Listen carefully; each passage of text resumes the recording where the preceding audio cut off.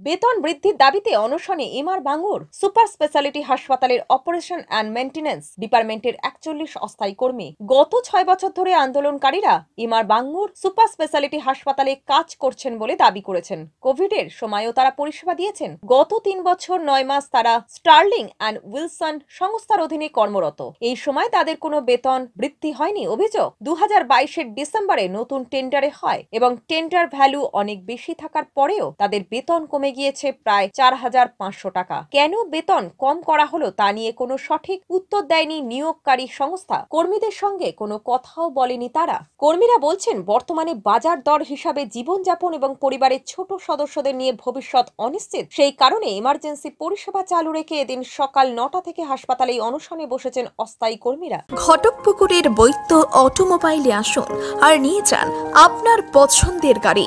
এখানে বিভিন্ন কোম্পানির 3 চাকা, 4 চাকা ও 6 চাকার গাড়ি নগদ ও সহজ কিস্তিতে পাওয়া যায়। আমাদের ঠিকানা ঘটকপুকুর নলমুড়ির মধ্যস্থল, বাসন্তী হাইওয়ে রোড। বিস্তারিত জানতে ফোন করুন 9153911795 অথবা 9836491180। ইএমইতে এখন থেকে digital marketing, sap, hotel management, web design, web ডেভেলপমেন্টের মতো প্রফেশনাল কোর্স করে চাকরি করুন নিশ্চিত। স্পেশালাইজেশনের জগতে number 1 professional training institute www.emiacademy.co.in